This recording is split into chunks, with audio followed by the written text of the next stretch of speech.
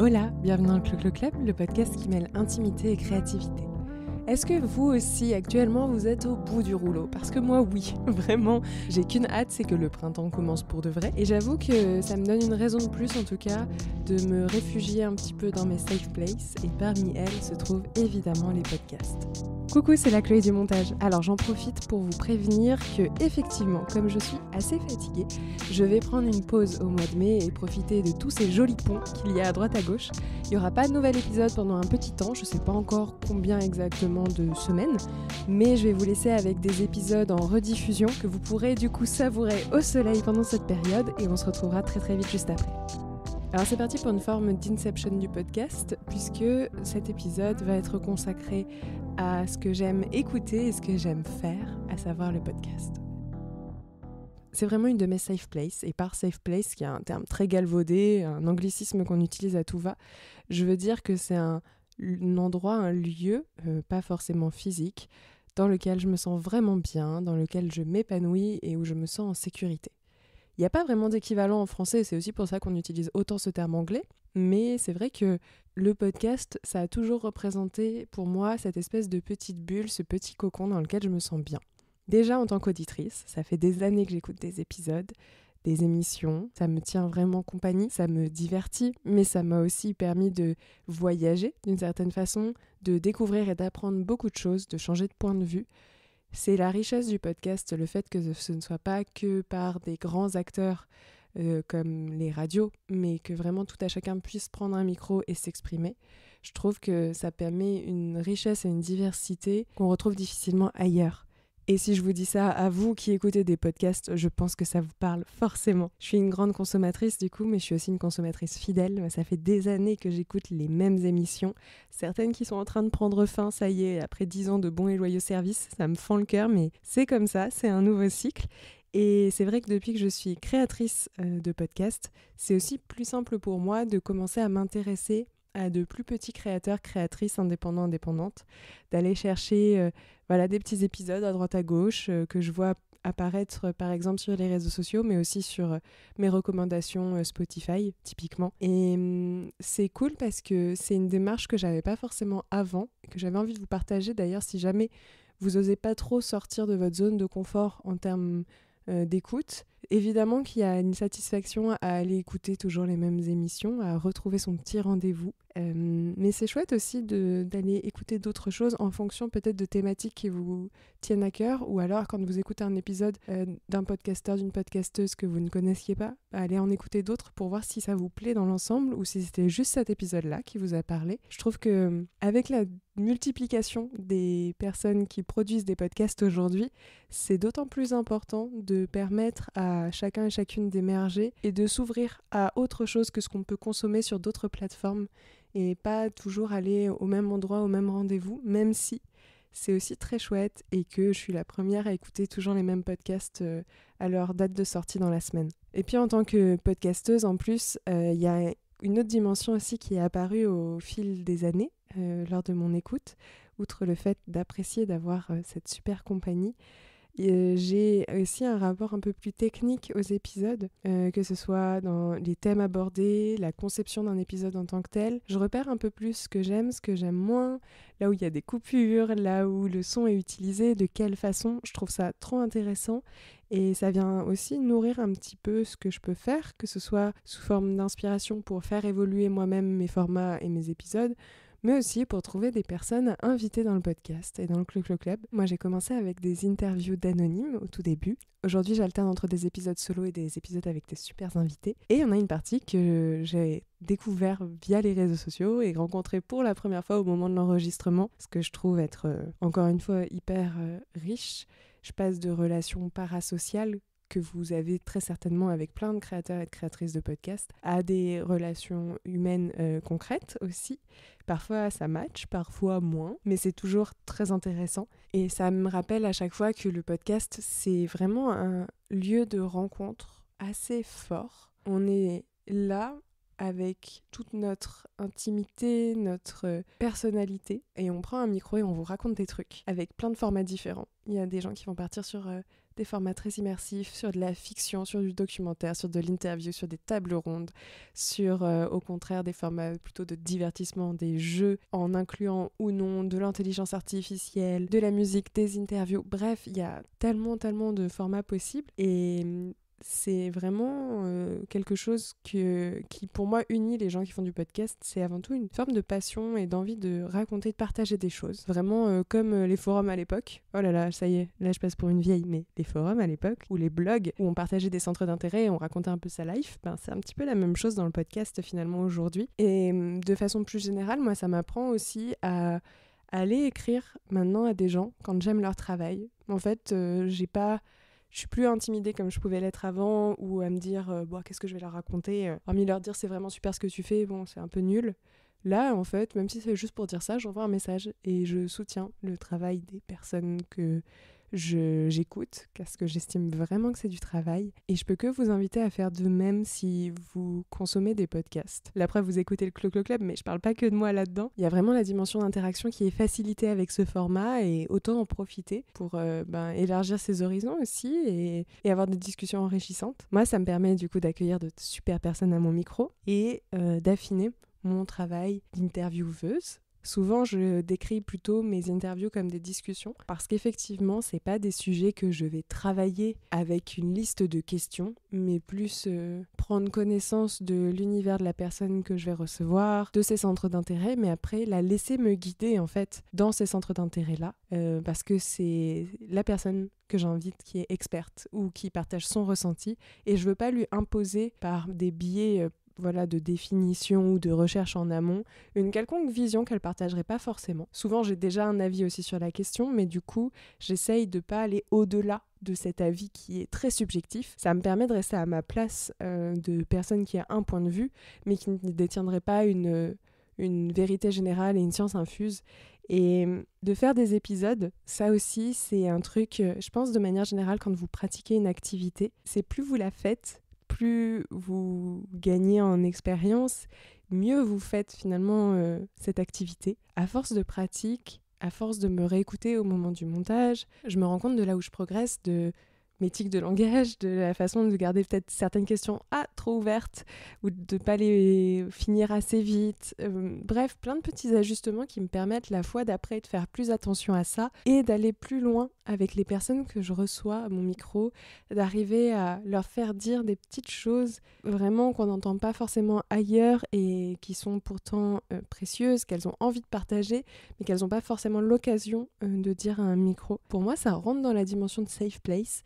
C'est aussi ce côté de progression et d'être de plus en plus à l'aise dans quelque chose et du coup d'avoir l'impression de relever un petit challenge. J'avoue que j'ai ce côté-là aussi dans le podcast, de pas le garder comme un doudou, mais plus comme quelque chose qui va challenger vraiment mon intellect, ma créativité, enfin plein de choses quoi, et aller comme ça un petit peu plus loin. Ça fonctionne aussi pour les formats solo, comme celui-ci. Déjà, parce que je trouve que en faisant du podcast, on est obligé d'arriver à rendre intelligible une réflexion, des idées un peu éparpillées à droite à gauche, des émotions, du ressenti, des expériences personnelles, des anecdotes, bref, plein de choses qui fourmillent un peu partout, qui sont parfois difficiles à rendre intelligibles ensemble dans un seul déroulé.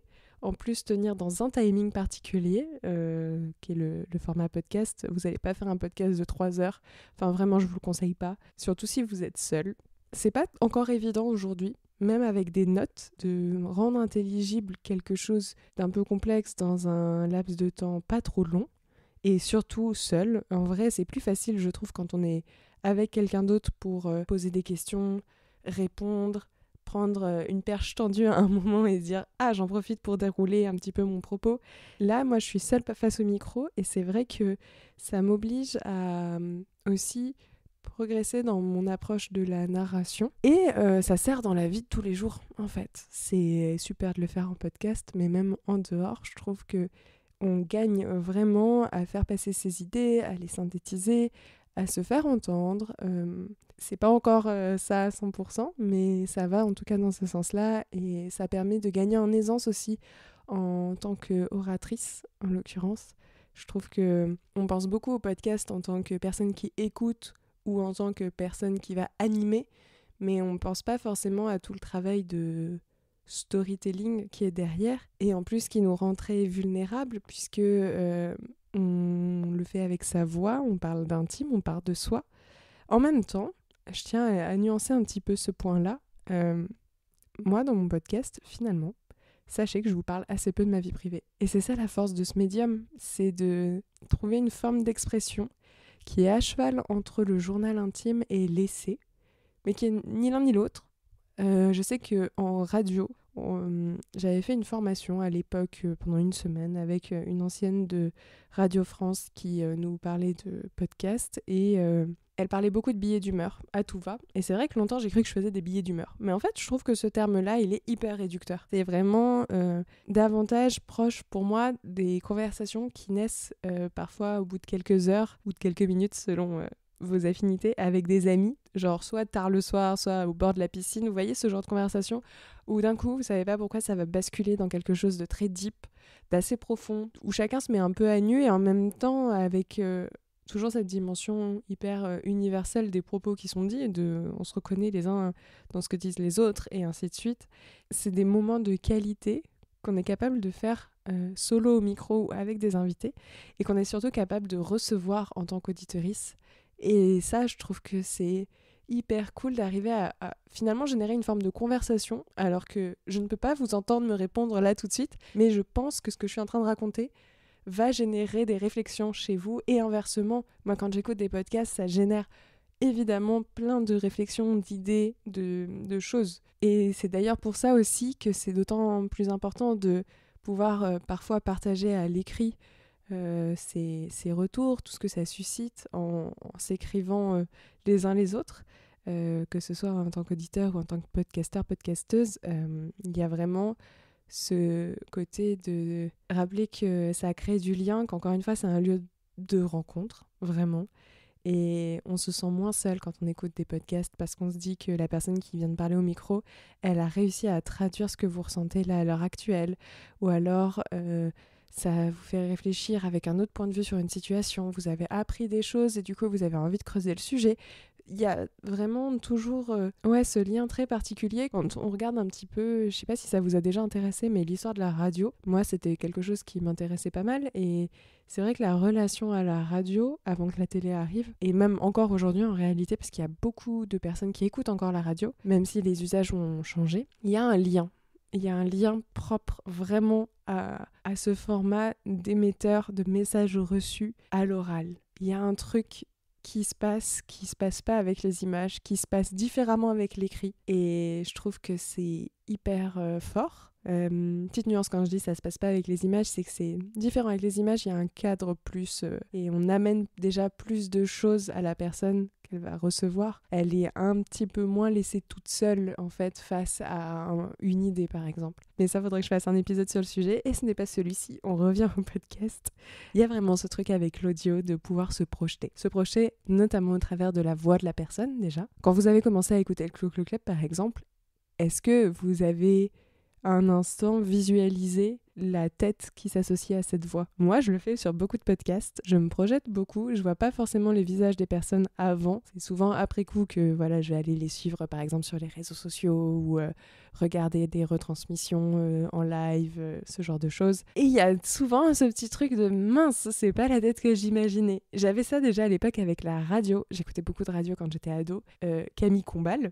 Je sais pas pourquoi c'est l'exemple qui me vient spontanément en tête, mais Camille Combal, quand je l'écoutais sur Virgin Radio à l'époque, waouh, franchement, je lui imaginais pas du tout cette tête. Et quand j'ai découvert par la suite, ça m'a fait un petit choc de voir associer cette voix à ce physique. Je trouve qu'avec le podcast, il y a un peu de ça, mais ça peut aller plus loin parce qu'il y a donc évidemment de la projection, il y a la façon de parler, le phrasé. Mais il va y avoir au-delà de ça le fait de pouvoir vous raconter une histoire, d'être dans une immersion, donc se projeter avec un habillage sonore, avec des sons en particulier, avec un choix de musique, parfois avec de la fiction, quand vous écoutez des fictions audio ou des podcasts. Moi j'en écoute beaucoup de jeux de rôle, beaucoup. j'en écoute un depuis des années et je tanne tout le monde avec. Mais ça, c'est ce que je disais au début. Je suis très fidèle et je n'écoute de nouveaux contenus que depuis assez récemment finalement. Et il y a ce truc de pouvoir se créer un univers, même quand c'est des podcasts juste de discussions, de conversations que vous retrouvez toutes les semaines. Il y a des codes, il y a des références entre chaque épisode, il y a vraiment un univers qui se crée de rêves, de plein de choses comme ça, et qui passe en plus par la voix, donc il n'y a pas vraiment de traces écrites. Ça repose que sur votre mémoire, ça va reposer sur votre imagination, sur tout ce que vous y mettez, et l'attention que vous y mettez. Et je trouve que ça le fait de façon encore plus forte finalement qu'avec de la lecture, même si les univers proposés par la lecture sont absolument incroyables. Il y a cette chose avec l'audio, si j'ai envie de vous faire croire que j'enregistre dans une situation improbable, je pourrais. Et de façon à vous tromper un petit peu plus peut-être qu'avec un livre où, même si vous passez un pacte avec l'auteur, l'autrice, vous avez ce truc d'être capable de remettre en question ou de devoir faire un effort de visualisation. Alors que là, avec ma voix et quelques sons, je peux vous faire croire des choses. Je trouve qu'il y a ça, en tout cas, qui se passe aussi avec l'audio. Et ça rejoint la dimension technique que j'ai abordée tout à l'heure. Franchement, faire du podcast, techniquement, c'est tellement chouette. Et je pense qu'en tant qu'auditrice aussi, c'est quelque chose... vous devez avoir vos formats chouchous. Je sais pas, vous préférez les formats là, comme celui que je suis en train de faire, où il y a juste une voix, pas d'habillage et on vous parle. Vous préférez des formats plutôt, je pense à Arte Radio, vraiment qui est connu pour ça, de faire un habillage sonore hyper immersif, très marqué, avec un phrasé, un rythme de narration bien spécifique et qu'on retrouve d'un épisode à l'autre, même si c'est pas produit par les mêmes personnes. Vous allez avoir vraiment des petites pattes en fonction des studios de production déjà, mais aussi... des podcasteuses, des podcasteurs qui sont à l'origine de l'histoire, qui vous est racontée, ou de l'épisode en tant que tel en tout cas. Et ça, c'est vraiment la magie du montage, de l'habillage, de la diction, du volume, des inserts, de la musique. Bref, tout ce taf de prod audio qui, moi, avec les années, est devenu vraiment une de mes parties préférées. C'est pour ça que je vous ai déjà dit plusieurs fois que j'avais envie de faire des formats plus immersifs. Bon, la réalité, c'est que je suis dans une grande ville hyper bruyante, aller enregistrer avec mon micro dehors, c'est pas toujours évident. J'y réfléchis, j'ai des pistes, mais pour l'instant, voilà, c'est plus occasionnel. N'empêche, c'est une partie que j'aime beaucoup, ne serait-ce que couper toutes les hésitations, vous voyez, ce genre de choses, les blancs, les moments où je dis à mon invité « Parle bien dans le micro s'il te plaît », parce que le micro a tendance à faire comme ça et là vous n'entendez plus. Les moments où mon chat est aussi très intrusif aussi. Ah putain, Nouche! Elle adore avoir la vedette. Voilà, toutes ces choses-là, elles sont coupées au montage. Ça me permet de vous raconter l'histoire un peu comme je veux. Je peux aussi réagencer et vous mettre le début à la fin. Vous savez pas, ça se trouve j'ai enregistré l'intro à la fin. Il y a tout qui est possible. J'espère que cet épisode vous a plu. Si vous êtes des gros fanas de podcast, là, je pense que oui. En tout cas, j'espère. Comme toujours, n'hésitez pas à vous abonner au Clo-Clo Club et à partager les épisodes autour de vous. C'est vraiment ça qui soutient mon travail. Vous pouvez aussi me suivre sur les réseaux sociaux @CloCloClub sur Instagram, TikTok, Threads. Me laisser 5 étoiles et un commentaire, ça c'est uniquement sur Spotify et Apple Podcast. Et moi, je vous dis à mercredi prochain pour un nouvel épisode. Bye!